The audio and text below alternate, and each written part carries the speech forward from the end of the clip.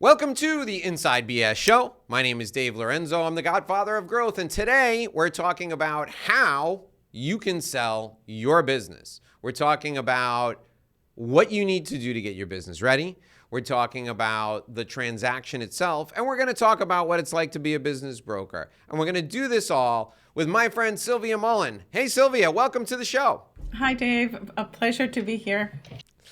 All right. Well, thank you so much for joining us. So tell us what a business broker does, because when I say to people, I'm a business broker, I can sell your business, they look at me and they don't really kind of get what that means. So how do you explain it to people when people ask you?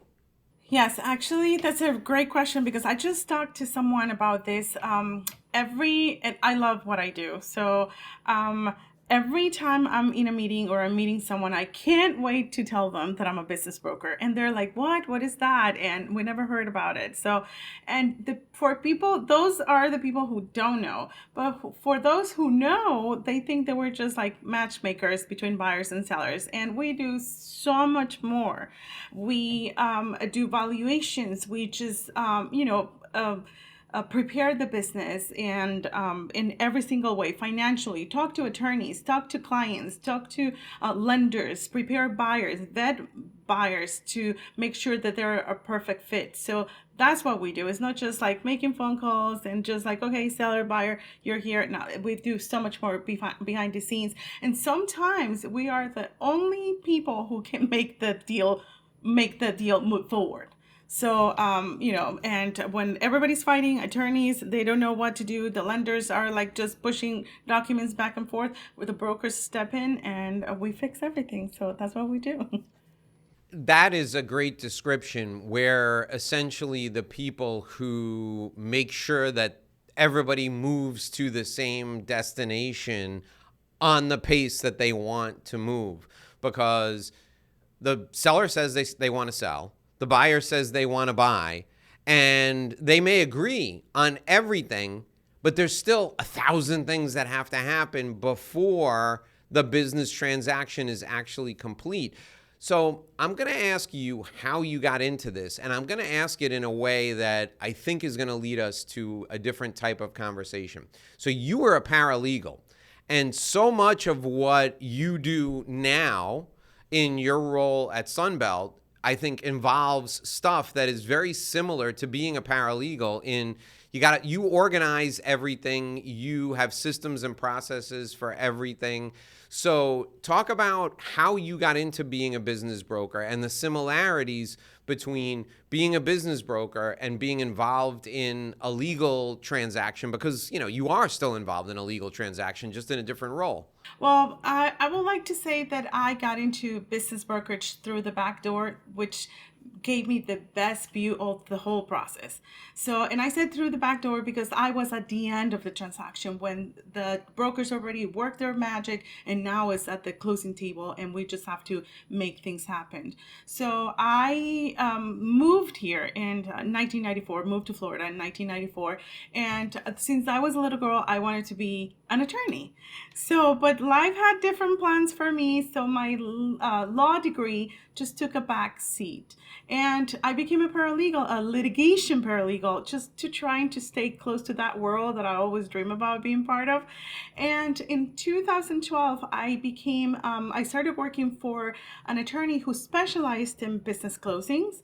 And for 10 years working with her, I just was involved in hundreds of transactions, SBA financing, just cash transactions. I mean, little, big, all kinds of industries, and helping brokers. The brokers and I work as a team because if they didn't make money, we didn't make money. So we all pushed on the same direction.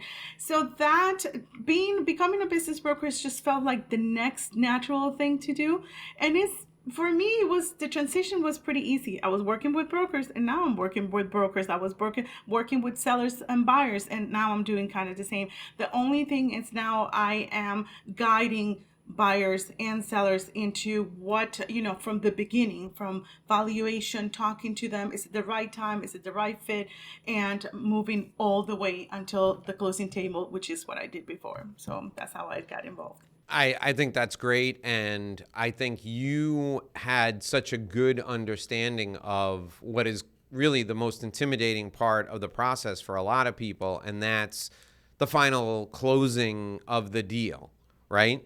Everybody, everybody that you talk to who's not familiar with lawyers is afraid of the lawyer getting involved because they think the lawyer is going to destroy the deal.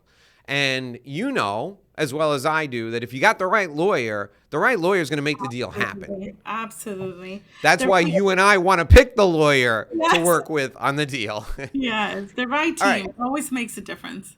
So take us through from start to finish what a transaction looks like. So how does a transaction get started? So first thing, the connection with the seller. They call the office either. I mean, we are very marketing oriented. It's either by marketing, social media, networking, or referrals. So we get the client, and it's very easy. It's not pushy. It's not salesy, which is more informative. So let me know. I want to know more about your business. They share financials. Everything is confidential. And in a few days, we turn around after just reviewing P&Ls and tax returns. We come back with a purchase price or suggested purchase price. What it's pretty much what we think it should be, but we always call it suggested. So people think that they have to make the decision at the end of the day. So once that is done and we decide that we're a perfect match for each other between the seller and us, we go to marketing. We prepare all the marketing materials. We are part of the BBF, which we have about 900 brokers there that can bring buyers to us. We have like 10 marketing sites that we market to, and we get those buyers. I mean, they're lined up already. We don't even have to worry. We don't. That's why we work more with sellers than with buyers, because buyers come to us. We vet all the buyers, just make sure that the buyers are a good fit for the business. So vetting the buyers is one of the most important things we do after the marketing. And it's not like selling a house. We're not going to bring just anybody. Look at this business. Do you want it? No. We bring buyers that are, in my case, SBA pre-qualified. I have their bio, or I have their experience. I been talking to them for a while, and so when I pair those two, the buyer and the seller, it is already a match. I know this is the right buyer for the business. Then after that, if it's SBA, I walk them through. There's a list of documents that they need to provide. If it's a cash deal, it's a little bit easier, but still, seller buyers does the due diligence. I make sure one of the key things during due diligence is to making sure that the buyer is not nitpicking the business. It's just making sure that it makes financial sense to them, and that they can corroborate the purchase price. That's it. Then once the buyer does that, we move forward with the rest of the landlord and the rest of the contingencies in the contract. And then once that's done, we bring it to closing, and that's it. That's pretty much it. It sounds easier than it is. It's not that complicated either, but it's a lot of moving parts. But we just guide it through section by section to what needs to be done. So the important thing for people who are listening to understand is you do all that. We're doing all that behind the scenes stuff, right? So now I want you to do that same thing, but I want you to do it from the perspective of the seller.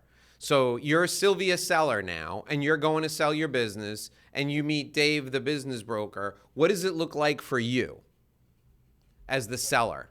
You're going to come to me, and what am I going to ask you for? You're going to have to have your taxes, right? I want your taxes for what, the last 3 years. So I'm going to say to Usually you, it's the last 2 years. So there's just for the initial valuation, it's just a few documents like 2 years of tax returns, P&Ls, and balance sheet. We'd sometimes ask for the trailing 12, but not in every business. And then a little bit of the history of the business, management, tenured, assets and stuff like that. Not a lot. With those three things, we can come up with with the valuation. So, but it's not hard for this. My point is, it's not hard for the seller. It's not tedious for the seller. It's like three things, a few financial things, and then a little bit of the history, and then we can put those that information together to come up with a purchase price. Okay, now let's talk a little bit about when sellers come to you and so people who want to sell are different than people who have to sell, right? So people who have to sell, they're okay for you if they have to sell because they're getting divorced and they have a business that's making a profit. It's okay for them to come to you if they have to sell, if partners are splitting up and the business is making a profit. It's okay if they're coming to you and they have to sell because unfortunately they have health problems and the business is making a profit. What are the three things that I just mentioned? What do they all have in common? The business is making a profit. Exactly. The business is making a profit. It doesn't matter why you have to, if you have to or you want to, but at least the business is making a profit. Yes. So what do we do with people? And this is so important. And this is why I'm going to say it. If the business is not making a profit, we just tell them that it's incredibly hard, if not impossible, to sell a business that's not making a profit because people are buying future profit. That's what they're buying. Exactly. That's what they're buying. And you have to be honest. It might not be what they want to hear, but I had actually a FedEx route that I was selling. We went to market in about July and we started collecting documents. The owner wanted about 1.5 million, but the business didn't make, it was like about 1.1.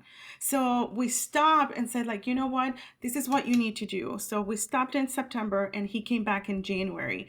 And now the business, now is under contract pretty much. So sometimes you have to tell them, you have to make them wait and be honest with them. We're not here to waste anybody's time. So if we're going to just like sign you up just to have a business there that is not going to sell because it's impossible, because it's not producing any income, then why go fix it and then come back and we can tell you how to fix it and we can sell it. But we're not going to lie to them that we can sell it when we can't. No. Because you only get paid, I only get paid, we only get paid when the business sells. So we do all this work, and if the business doesn't sell, then what happens? Nothing for you. We don't get paid. Yeah, so nothing happens. Yeah, so we don't get paid if the business doesn't sell. So it's in our best interest. Our interests are aligned with the interest of the business owner. So that's the whole idea. Now, let's talk a little bit about, Sylvia, what business owners, why business owners are, I don't want to say afraid, but some of the things that make business owners hesitant to get into this process, to think about or talk about selling a business in the first place. When you talk to business owners, why do they hesitate sometimes? In my experience, it's because they don't know what else to do. It's the end of an era. It's the end of the life they know as they know it. So of course it's scary, like it's a big transition. So they're scared. They don't know what to do. What am I going to do next? What if I don't do this? Then what am I going to do? So that's the biggest thing that I hear, where they're hesitant, and they tell me that all the time. This is my baby. I have been doing this for years and years. That so that I think that's the biggest thing, and yeah.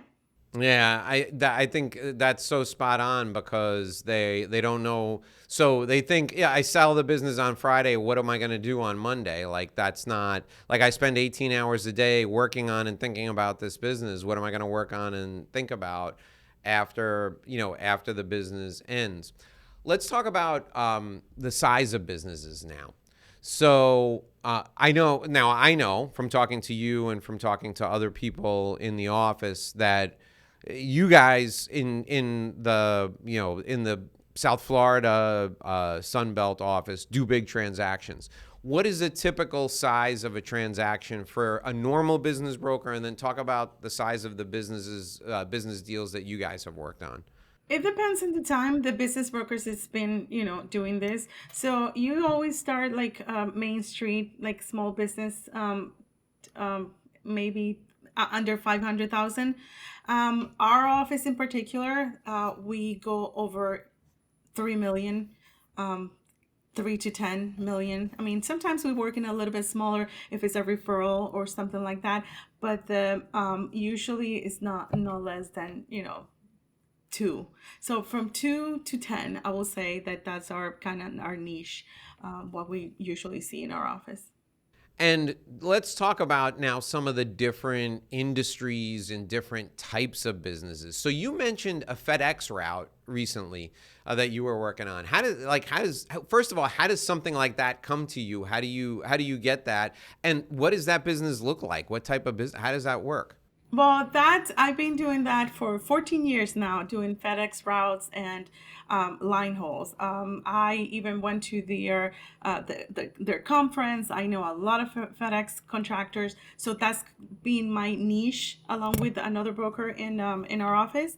What does it look like? It's very profitable, and it's very cult. It's like a cult, I said, because it's FedEx.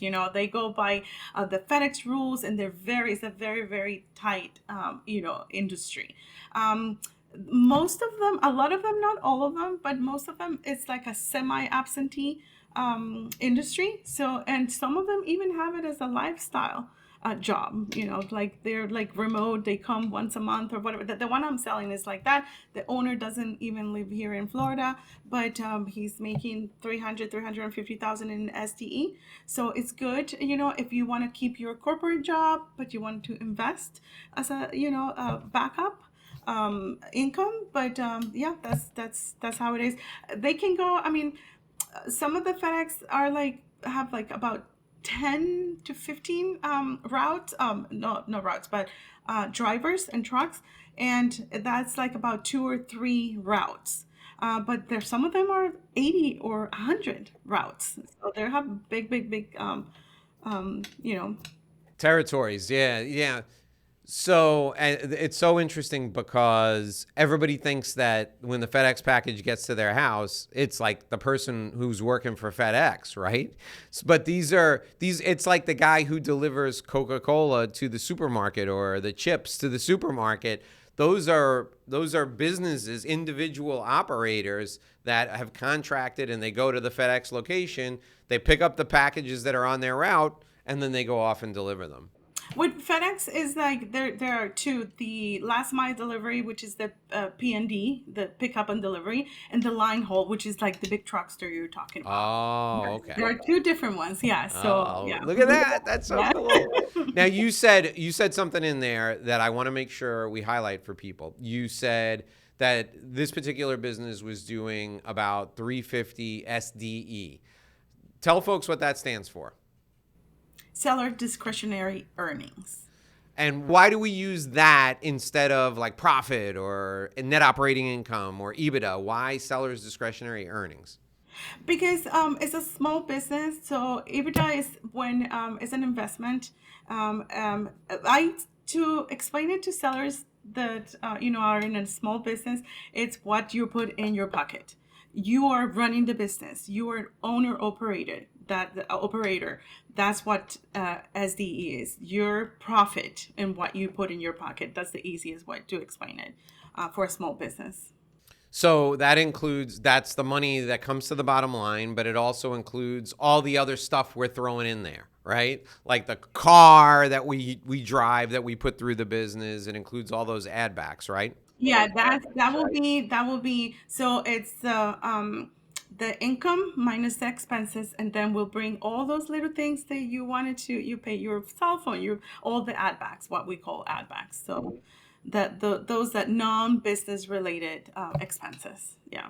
And it's so funny because they all say the same thing. But I did this and I run all these things through my business. I'm like, don't worry about it. Well, we know. We all do it. Yeah, so that was one of the first things when I first started talking to you and to other business brokers. I always thought like, I was one of like five people on earth that was like paying stuff out of my business, and like it Yeah. was a big secret and I shouldn't talk about it. And then I talked to you and Ryan, and you guys were like, well, whatever. Yeah, everybody does that. Whatever. It's not good. It's not good from an IRS perspective. So if you're Yeah. listening and you work for the IRS, we're not telling people to do that. It's a no. They shouldn't do that. Never, never, never. But it can be fixed before the business is sold. Yeah, exactly. 100%. Yeah. Okay. Tell me about the most fun part of your job. What do you enjoy the most about doing what you do? I'm a people person, so it's that excitement of like getting the seller to finally make the decision and bringing them a buyer. And I get super excited. I'm like, I have this buyer. You're gonna love him. When I do the first interview with the buyer and the seller, I always tell them, you have to sell yourselves. You're gonna sell your business, and you're gonna sell yourself. Why are you the perfect match? So that's exciting to me. Of course, the closing is exciting for them and for me, but just bringing the buyer and the it just when the seller decides that yes, I'm going to sell, I'm like yes. It's a good feeling. It's a good feeling that whatever I said make them feel so comfortable that they are making that taking the leap of faith. Yeah. Now, do you ever have more than one buyer for a business? Oh my God, all the time. For I just sold a pool company, pool repair company, and I had like maybe 100 buyers that came to me. I mean, it was overwhelming. Yes. Yeah, because that's one of the hottest industries right now. Anything has to do with construction, uh, pool, electric, HVAC. So it was one of those, and it's not pool routes. It was a pool repair. So, and it had been in business for 40 years, and also it was very, very like not so super involved. So, yeah, I had a ton of buyers for this one. And one of the things that made me really happy for this one is that it was a woman investor. It was a lady who purchased it, and she had already hired a technician and somebody for the office to run the business while she's still in corporate America. Very smart lady. It was amazing. So how do you manage multiple buyers, and you're representing the seller. You want to get the best possible deal for the seller. Tell me about that process. How does that process work? So everybody comes in, and that's where vetting the buyers come in. I am very strict. I don't share any information about the business until you tell me that you have the experience, that you are ready to purchase the business, and that you have the funds, of course, or that you have been SBA pre-approved. If I see that you don't have the funds, because we do not only NDAs but buyer profiles just to screen the buyers to begin with. So if I see that, let's say one of the questions is, how much do you have for the down payment? And you said 200,000, and the business is 700 or 1 million. So obviously you don't have the funds. So my next question is like, have you been pre-approved? Where are you getting the funds to purchase the business? So they always like, or SBA or whatnot. So until I know if they have the funds, I don't share anything. And I am I'm very strict when it comes to that. I don't care. I'm not in a rush. I wanted to do this right. So, and I want the right buyer, because when I start the process, if you don't have the right buyer, the transaction will die when you're already in under due diligence, or even under going through SBA or talking to the landlord. I mean, you don't want that to happen. So I make sure that my buyer, it's what he says, and I can show the seller that I have a good buyer. Okay, so how did you decide when you had hundreds of people coming for this pool company? What's your filtering process? How do you get through the process of deciding who's real and who's not? Do you have to do 100 interviews? No, I we have a buyer profile that tells me initially if they have the funds. Then there's a question there for experience. So I pick depending on what industry they have been in, what is their degree, what have they've been doing in the past years. So I see who will be the best fit for the business, and I choose based on that. Sometimes, like I said, I ask for a little bit more information. I've been doing this so long that I have an eye for for buyers. So I already know. I picked three, maybe, or four at the most, because at that when I finish the deciding who the buyer is going to be, I already know that that is the buyer. So I don't have 10 of them for the seller to meet. The three that I picked, probably one of them is the buyer. So And when does the price or the asking price of the business come into play?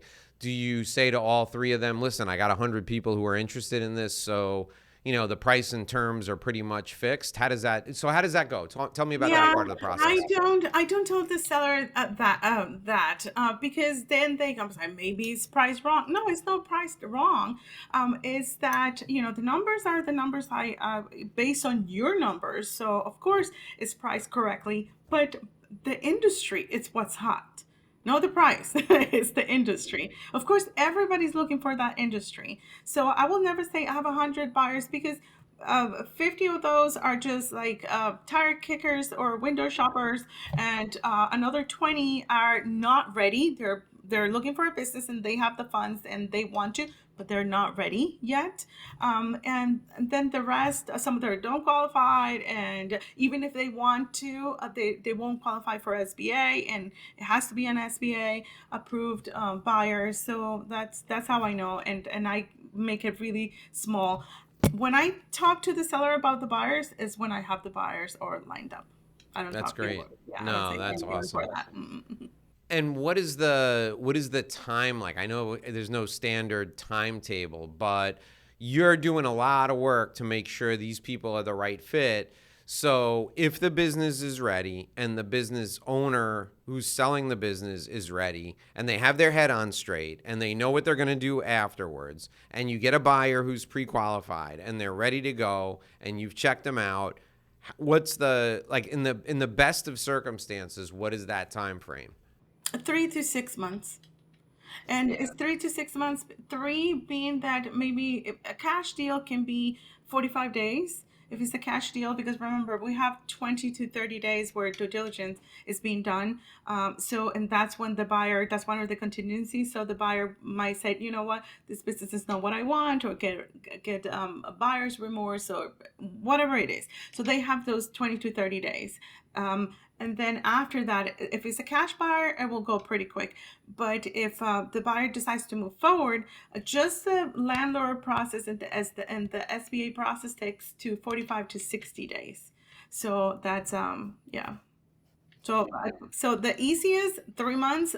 And then if it's just like a little bit, maybe the landlord is taking a little bit longer, maybe the SBA is taking, then 6 months from beginning to end.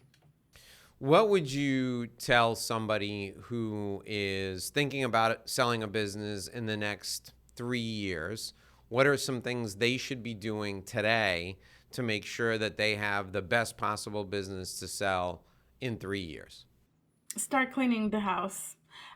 Make a list. Is your business, can your business run without you? Because buyers don't want jobs. They want businesses that, that are profitable, and they don't have to be there 100% of the time. Of course, nobody wants to, that's a job. If you cannot take a vacation from your business, that's a job, not a business. Start with processes. Like, are all your processes and everything you do from the time you get your clients, your admin people, your technicians, whatever the business is, can they run without you? Do you have the process for that to happen? So like this FedEx, they can run without the owner. They don't need an owner there. What else? I would say clean your books. Don't be disorganized. Like your P&Ls, your balance sheets, everything needs to be clean and organized, and you need to know where everything is. Don't start scrambling and bringing boxes, which I've seen people do that. And I'm gonna balance my book for my QuickBooks that I have not done for like years. So and then now they're starting. So clean your financials. Marketing, work on your marketing, work on the process, and make sure that your business can run without you. That's the biggest thing. Great. No, good advice. Good advice. All right, let's talk about I interviewed a couple of weeks ago. I interviewed the owner of an insurance agency who was a Mhm. woman.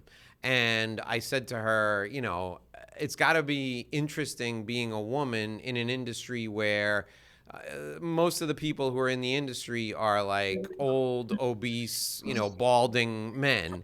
And she said, yeah, we have a term for it. It's pale, male, and stale. So you happen to be in an industry where there's a lot of people who are pale, male, and stale. What is it like being a woman business broker in an industry that, the stereotype is, a hard charging, slick man who's going to come in and sell your business tomorrow? What is it like being a woman in this industry? It's not easy, and it brings a lot of challenges. But I think women bring something different to the table. As long as you are, because men are mostly number driven. Women have a lot of we build relationships. So when it comes to sellers, I mean, sometimes I always call myself a fun size broker because I'm little, and and I'm a girl, and a lot of these guys that are like trying to sell their businesses, are a lot older than I am. So you have to really be straightforward, assertive. You have to know what you're talking about, either if it's a FedEx or a pull route or whatever it is, because we do a lot of construction. You just have to know, but you have to be empathetic and build a relationship with that person. But it's difficult in that sense when they see you, but when you start talking, and they know what you're talking about, then it's good. And I always said that women that make it in this industry really make it. We're really good because we have that empathy part and relationship side of it. So which it makes the process a little bit softer, but still good for them. So yeah, because it's part in the industry, it's part of psychology, and it's part of management, transaction management. So women can do that all at the same time. So No, that's great. I appreciate that insight. That's really good. Let's take the other perspective. So you're a buyer now and you're coming to look for a business. What are you looking for so should a buyer go to a business broker? Should a buyer decide, like, let's start with an investment and then we can talk about a business that's going to be owner operator. So a business that's an investment, what approach should a buyer take? well, they should. A lot of the PE companies right now are going straight to the sellers, unless you're really educated. Then you should have a broker on your side. Everybody should have a broker on their side, because remember, it's not just about finding the business. It's about, okay, let me see how this broker or this business was valued, and getting documents. Usually business that are listed by brokers, the brokers don't talk to buyers directly because they don't know who they're going to get. So absolutely hire a broker. You don't even have to pay for it, and you'll have somebody that has your back. So I will say yes. What is the process? The same thing with when I have both sides. But I used to work for actually a strategic buyer. We purchased about 32 businesses. By the time I left, he had 32 already. Very good business. I and what I did was the searcher. So I did all that I'm doing right now, but for one buyer, collecting all the financials, assets, talking to the broker, talking to the seller. So before I brought the business to the buyer. So yeah, I have been on that side also, on only the buyer side of it. But yes, 100% you should always have a broker on your side, even if you're buying. Yeah, it's not just for sellers.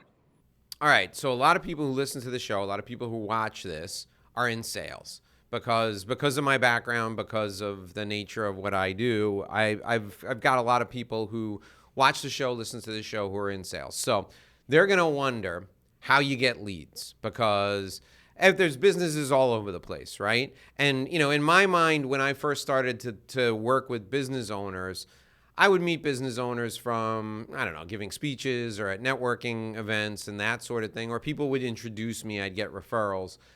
But I've talked to a lot of business brokers, and they get started by like going to a shopping center and Yeah, and drop letters, going from drop in letters. yeah, going Yeah. from store to store, asking to speak to the owner, and if the owner's not there, leaving a flyer or something. So where do leads come from? I mean, I will say that for a new broker, that will work. I mean, right now with social media, I mean, I don't think that that's necessary anymore. But if it works for you, whatever works. But referrals, networking, I think networking that never gets old. That is where you get, and social media, because in networking, especially because people need to trust you before they let you sell your business. You can't sell their business, they don't know you. So social media, networking, referrals, of course, already somebody is telling them that you're good. But if you don't have that, you have to get out there. And I think social media is the best thing to get clients that turn into connections that turn into business. So they stalk your content for a year or two, and then they're like, you know who I'm going to call? I'm going to call the person whose videos I watch every morning while I drink Yes, coffee. I mean, tell me that is not the truth. You need something, and you're like, oh yeah, call like this lawyer. I don't know, whatever lawyer. The one you remember the most is is the one you're gonna call because yeah, exactly. So you have to get out there. Networking is the best, I think. Still the best source of referrals and leads. All right, Sylvia. So if people want to get a hold of you, what's the best way for them to get in touch with you? The best way is LinkedIn. They can just search Sylvia Mullen, and I post videos about how to better your business, how to find a business, tips and everything. Every week I post one video, and you can just message me. There's nothing, nothing to sell, just like information, good information that I will give you, and all of our evaluations are complimentary. All right, so we're going to put Sylvia's LinkedIn profile down in the show notes so you can get a hold of her, or you can search Sylvia Mullen on LinkedIn. Sylvia, thank you so much for joining me today. It was an absolute pleasure having you. Likewise. Bye-bye, Dave. Thanks. All right, that'll do it for this edition of the Inside BS Show. My name is Dave Lorenzo. We'll be back here again tomorrow morning with another great show for you. Until then, here's hoping you make a great living and live a great life.